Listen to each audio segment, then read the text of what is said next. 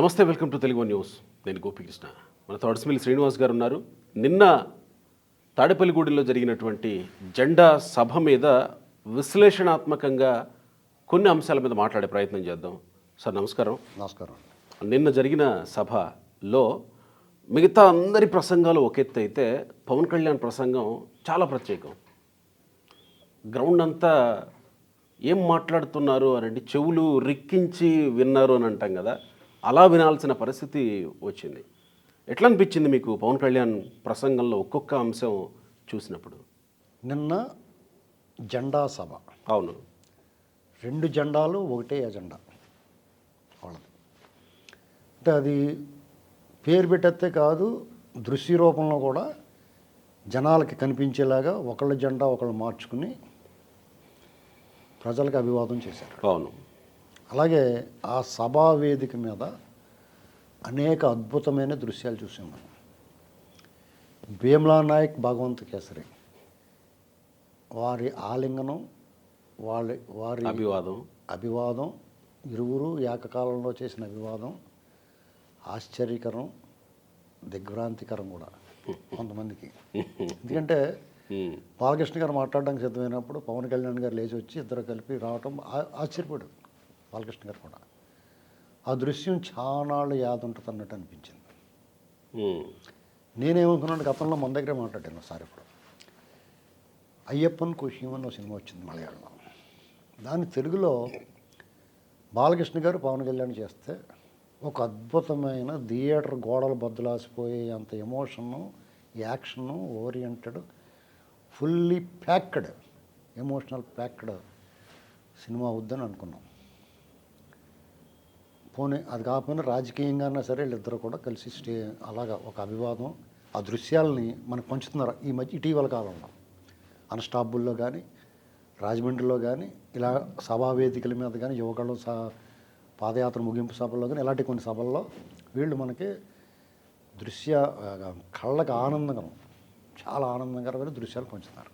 అలాగే పవన్ కళ్యాణ్ గారు emotional speech తర్వాత చంద్రబాబు నాయుడు గారు, పవన్ కళ్యాణ్ గారు కలిపి అవి చేసిన అభివాదం, ఆలింగనం, అంటే శ్రేణులకి, ఇరుపక్షాల శ్రేణులకి, అభిమానులకి, సానుభూతిపరులకి, జగన్ వ్యతిరేకులకి అందరికీ కూడా ఒక రకమైన ముత్యాల జల్లు కురిసి అన్నట్టు మనం కథానాయకుడి సినిమాలో జయలలిత పాడుతుంది. అలాగా మీరు నేను చెప్పిన తర్వాత ఆ పాడతా మ్యూజిక్ వేయాలి, మీరు ఆ ఫీల్ రావాలి, ఆ చూసేవాళ్ళకి వినేవాళ్ళకి ఆ ఫీల్ రావాలి, చెప్పేయిస్తారు ఎంటర్తో. ఓకే, ఎందుకంటే ఆ ఫీల్ రావాలండి డెఫినెట్గా. ఇది ఇలాగ పవన్ కళ్యాణ్ గారి ప్రసంగం అనేటువంటిది అమోఘం, అద్వితీయం, అనిర్వచనీయం. అంటే నేను ఎక్స్పెక్ట్ చేయలేదు. ఒక రకంగా గూస్ బంప్స్ అంటారు కదా. వాస్తవానికి నేను కూడా అదే అనుకున్నా. జగన్మోహన్ రెడ్డి ఫెయిల్యూర్స్ గురించి మాట్లాడతారేమో. అఫ్కోర్స్ ఫెయిల్యూర్ గురించి మాట్లాడారు, అది వేరే విషయం. కానీ స్ట్రాంగ్గా ఏం కావాలో అది మాట్లాడారు పవన్ కళ్యాణ్. ఇప్పుడు పవన్ కళ్యాణ్ గారు మాత్రమే మాట్లాడాల్సింది మాట్లాడాడు. ఎగ్జాక్ట్లీ. ఎందుకంటే ఆయన మాట చెప్పాడు, ఆయన్ని పదే పదే పదే పదే చెవిలో జోరీగలాగా విసిగిస్తున్న వాళ్ళకి, ఓరు బాబు ఏంట్రా ఇది 24 సీట్లు, లేకపోతే అమ్ముడు పోయేవు, లేకపోతే ప్యాకేజ్ తీసుకుని లాంటి మాటలు ఏంట్రా బాబు, నేను ఇందుకు కలిసాను, ఇందుకు కలవాల్సి వచ్చింది, మనం ఏం చేయదలుచుకున్నాం, ఇక్కడ ఉన్న వ్యక్తి ఎవరు, 16 క్లైమేర్ మోన్లు పేల్తే మందు పాత్ర 10 అడుగులు ఎత్తు కారు ఎగిసి పడితే లేచి నిలబడి నిటారుగా చొక్కా దులుపుకుని రారా ముందుక పదండ ముందుకు అన్నాడు. అటువంటి ఉద్దండుడైన చంద్రబాబు నాయుడు గారి గురించి ఎప్పటి వరకు వాళ్ళ పార్టీ నాయకులు కానీ, ఆయన అభిమానించేవాళ్ళు కానీ, ఆయన సానుభూతిపరులు కానీ ఎవ్వరూ కూడా ఎప్పటి వరకు ఈ లైన్ ఈ స్థాయిలో ఆయన గురించి చెప్పిన వాళ్ళు లేరు. అవును.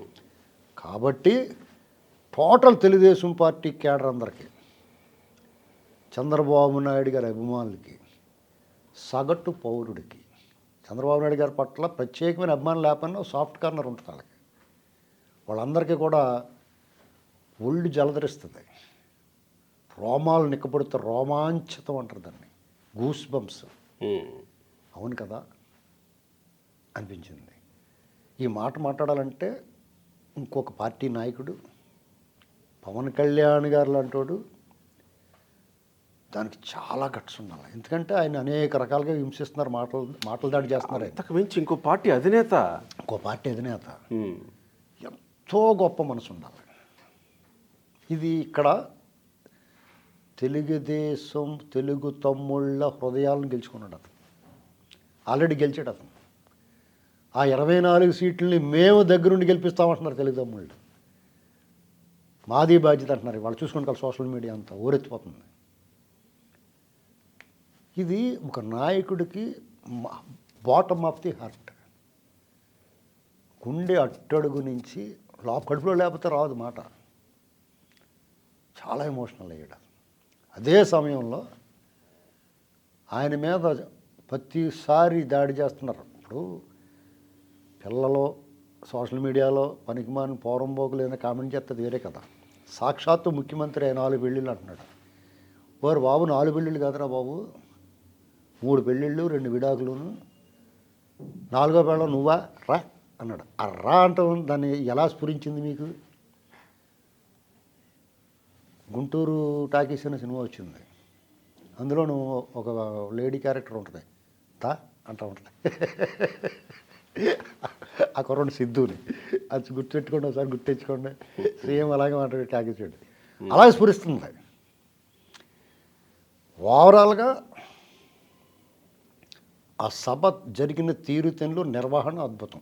దుర్గేష్ నిర్వహించాడు అద్భుత ప్రయోక్తగా, చాలా బాగా జరిగింది. బాలకృష్ణ గారు బాగా మాట్లాడారు, చంద్రబాబు నాయుడు గారు కూడా చాలా అద్భుతంగా ప్రసంగించారు, పవన్ కళ్యాణ్ గారిని ఆయన కూడా చాలా గుండెలకు హత్తుకునేలాగా మాట్లాడాడు. ఇక జగన్మోహన్ రెడ్డి గారి మీద విమర్శలు సరివిత్త చరడం, ఇంకా ఆయన మీద ఎన్ని మాటలు నోరులేపోతుంది తప్ప వాళ్ళు మారరు. ఇక వాళ్ళని ఓడించడమే, ఇంకా వాళ్ళకి శిక్ష ఏంటంటే ఇంటికి పంపించడమే. ఆ సభ గురించి రకరకాల వ్యాఖ్యానాలు. వాళ్ళు యథావిధిగా పట్టు వదలని విక్రమార్కుడు చెట్టు మీద శవాన్ని దించి భుజం మీద వేసుకుని నడిచినట్టుగా వాళ్ళ పత్రికలో వాళ్ళ టీవీలో జనం లేరు, ఖాళీ కుర్చీలు, ఇవన్నీ అలాగే చూపిస్తారు. ఆ సభ జరిగిన జనానికి, ఆ సభా ప్రాంగణానికి హాజరైన జనం దాదాపు 5-6 లక్షల మంది ఉన్నారు. సభా ప్రాంగణం పూర్తిగా నిండిపోయి బయట అంతమంది ఉన్నారు. ఆ దారులన్నీ కూడా కిక్కిరిసిపోయి ఉన్నాయి. మళ్ళీ రామానాయుడు లాంటి వాళ్ళు బండి మీద పోవాల్సి వచ్చింది. చాలామంది 3 కిలోమీటర్లు 4 కిలోమీటర్లు నడిచి వచ్చారు. వీళ్ళు కొంతమంది నడిచి వచ్చారు, కొంతమంది 2 వీలర్ మీద వెళ్ళారు. వీళ్ళు హెలికాప్టర్లో వచ్చారు కాబట్టి సరిపోయింది, కానీ లేదంటే వీళ్ళు కూడా నడుచుకుని వెళ్ళాల్సిన పరిస్థితి. లేదా అక్కడి నుంచి మీటింగ్ చెప్పాలి. నాకేమనిపించిందంటే ఇదంతా చూస్తుంటే, దాదాపు ఒక 60 ఏళ్ళ క్రితం సినిమా వచ్చింది, హమ్ రాజ్ అని, రాజ్ కుమార్ గారిది. రాజ్ కుమార్ గారి హీరో. ఆ సినిమాలో నీలి గగన్కి తెలియని పాట ఉంటుంది. ఈ పాట కూడా ఏమంటారా మా ఇంటర్? డెఫినెట్గా, ఎందుకంటే నదియంకా పాని, అలాగా నదులన్నీ సముద్రుడికి చేరతాయి అనేటువంటిది అందులో ఒక చరణంలో వస్తుంది. అలాగా ఉభయ గోదావరి జిల్లాల్లో జన ప్రవాహం ఏ మూల నుంచి అక్కడి నుంచి బయలుదేరినా అవన్నీ కూడా ఆ పత్తిపాడు సభా ప్రాంగణం వైపే ప్రయాణం చేసినాయి. అంతర్వాహిని సరస్వతి నదిలాగా అందరూ టీవీల్లో వీక్షిస్తూ కూర్చున్నారు. అంటే అందరి మనసులు అందరూ కూడా ఆసక్తిగా తిలకించారు ఆ దృశ్యాలని. ఈ ప్రసంగాల్ని రోమాంచితమైన శరీరంతో ఉద్వేగభరిత అందరూ ఎమోషన్ గురయ్యారు.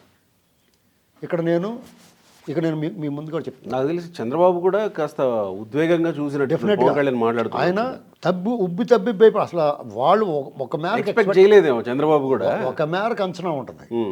అసలు ఆ ప్రాంగణంలో ఉన్న వాళ్ళు కానీ, ఆ టీవీ చూస్తున్న లక్షల కోట్లాది మంది కానీ ఎవరో ఊహించిన విధంగా పవన్ కళ్యాణ్ గారు తన అంతరంగాన్ని ఆవిష్కరించాడు.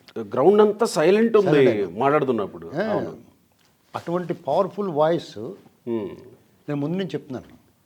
మీకు అది కూల్చేవాడు కావాలా, నిర్మించేవాడు కావాలా అన్నాడు ఒకసారి ఆయన. అది ఎంత పవర్ఫుల్గా వెళ్ళిందండి. కాబట్టి సహజంగానే ఎవరైతే వీళ్ళ మధ్య అగ్గిపెట్టేయాలనుకున్నారో, ఈ పొత్తు పొడవకూడదు అనుకున్నారో, పవన్ కళ్యాణ్ మళ్ళీ మూల కూర్చోవాలనుకున్నారో, ఏదో ఒక ముసుగు వేసుకుని ఏమండి అని చెప్పేసి రాస్తారు లెటర్లు. ఆ అండీలు మానేయండి,